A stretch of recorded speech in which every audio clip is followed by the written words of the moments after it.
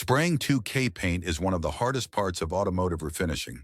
It's not just about grabbing a spray gun and laying down some paint. There's a real science behind it. Even experienced painters will tell you, no matter how many cars you've painted, 2K paint will humble you. Fish eyes, orange peel, runs. These problems don't care how confident you are behind the gun. And honestly, that's what makes this trade so exciting. It pushes you to get better every single time you pick up that gun. I don't claim to be the best painter out there. I'm just like you, always learning, always improving. But today, we're going to see what I can do with this paint, and I'll walk you through the exact process step by step. Whether you're a beginner trying to get your first smooth coat or a pro looking for that flawless glass finish, this video is for you. Stick around, because by the end, you'll see exactly how this paint job turns out. And I promise, you'll pick up something new to use on your next project.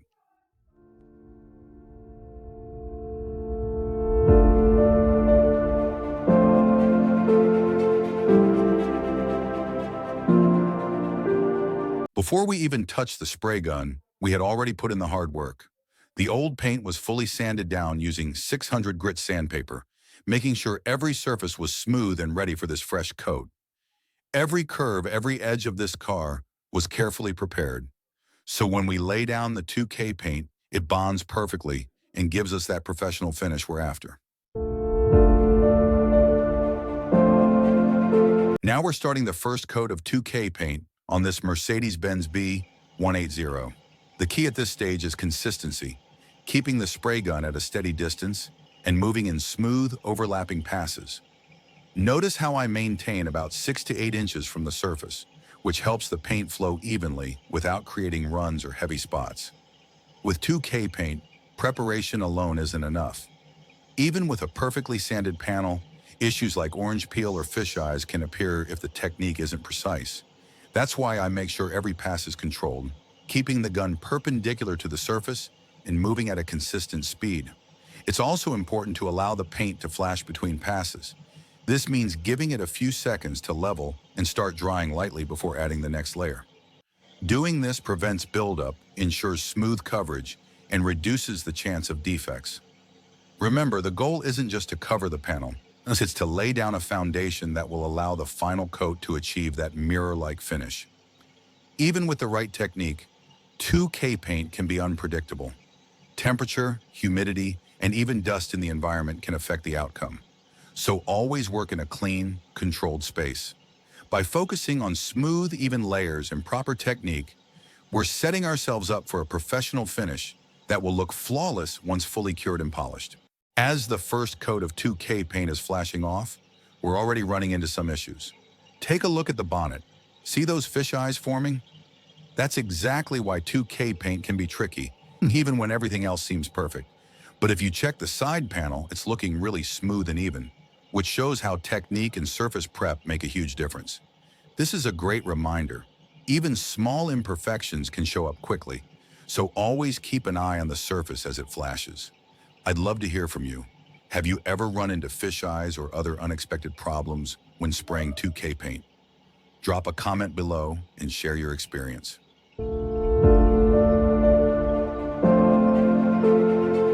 Now we're moving on to the second coat of 2K paint.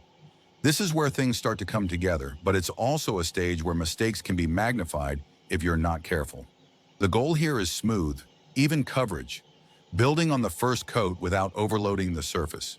Notice how I keep the spray gun at a consistent distance and maintain overlapping passes. Each panel is coated systematically, ensuring the edges blend perfectly. The first coat may have shown some minor imperfections, but the second coat helps level out the finish and improves depth and color saturation. As I work, I'm paying attention to flash times. Letting the first coat flash properly before applying the second prevents runs, sags, or lifting. Also, watch for areas like curves and edges. They can behave differently than flat panels and may need a slightly adjusted technique. Even though the first coat had some issues with fish eyes on the bonnet, the side panels are already looking much smoother. This is why patience and control are so important. Rushing the second coat can ruin the progress you made with the first. By the end of the second coat, you should start to see that consistent, glass-like appearance forming, which is exactly what you want before moving on to the final layers. If you've ever struggled with your second coat, comment below and let me know your biggest challenge. Let's help each other get flawless finishes. As the second coat continues to build, it's important to constantly check the surface for any subtle imperfections. Sometimes you'll see tiny orange peel starting to form. That's normal at this stage, but it's easier to correct later with wet sanding and polishing than to let it dry unevenly. Notice how I focus on keeping the paint flowing evenly over curves and edges. The Mercedes B180 has subtle lines and contours that can catch too much paint if you linger in one spot. Smooth, consistent movement ensures the coating levels out naturally and reduces the risk of runs or sags. Another tip is to watch your flash times carefully. Environmental factors like temperature and humidity can change how quickly the paint sets.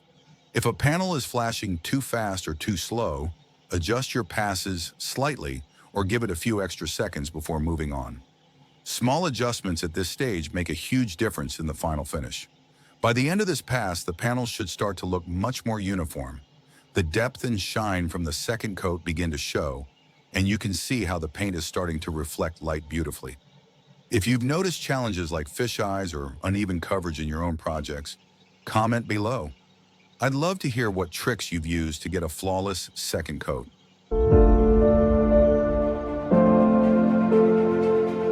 Now we're taking a closer look at the surface as the second coat starts to flash off. You can see some of the fish eyes that formed, especially in areas like the bonnet. This is exactly why 2K paint demands careful attention. Tiny contaminants or improper technique can show up even after you've done everything else right. The good news is that other areas like the side panels are looking much smoother. This shows how critical consistent gun movement and proper flash time are. Every panel can behave differently, so always inspect closely and learn from each area. If you've ever dealt with fish eyes or small imperfections in your paint, drop a comment below and share how you handled it. Let's learn from each other. These little details make the difference between a good paint job and a perfect one. Now we're laying down the first pass of clear coat, and this is where your paint job really starts to come alive. The clear coat doesn't just add shine, it seals, protects, and deepens the color underneath, giving your work that professional, showroom quality look. At this stage, it's critical to focus on consistency. I'm keeping my spray gun about 6 to 8 inches from the surface, using smooth, overlapping passes.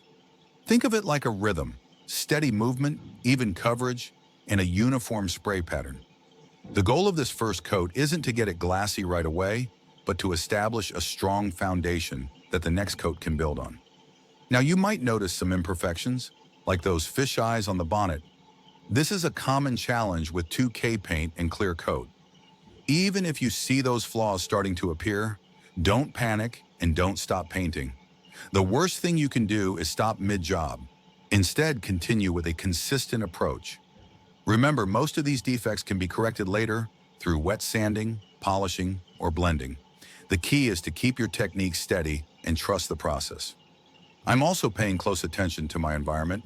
Temperature, humidity, and airflow all play a role in how this clear flows and flashes. That's why I'm making sure to give it the right amount of flash time between coats. Too little flash time, and you risk solvent pop. Too much, and your next coat might not bond properly. A clean, controlled workspace is just as important as your spraying technique here.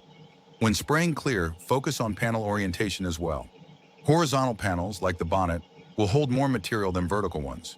You need to adjust your movement slightly to avoid runs or sags, especially on these tricky areas. Keep your wrist movement fluid, follow the natural shape of the panel, and never let the gun linger in one spot. Another tip is to watch your overlap. Aim for about 70% overlap on each pass to ensure full coverage in a wet, even coat. The clear should look glossy and smooth as it lands, but not so wet that it starts to run. This comes down to practice and patience. If you're new to painting, don't be discouraged by small imperfections. Even professional painters face these challenges. But the difference is, we've learned how to fix them later.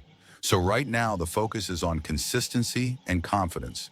Don't overthink every little defect as it appears. Lay your clear coat down methodically, panel by panel, and keep moving. Once this first coat flashes off, we'll evaluate it and decide how to approach the next pass. But for now, steady movement, proper distance, and patience are your best tools.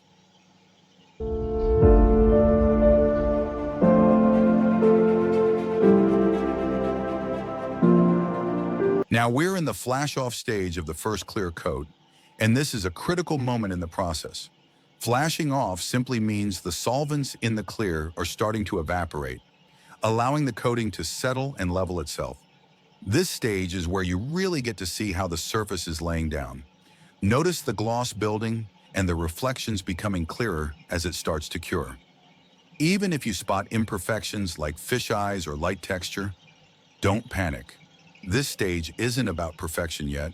It's about giving the clear time to breathe and set before the next layer. Rushing this step can trap solvents and lead to solvent pop or uneven bonding in the next coat.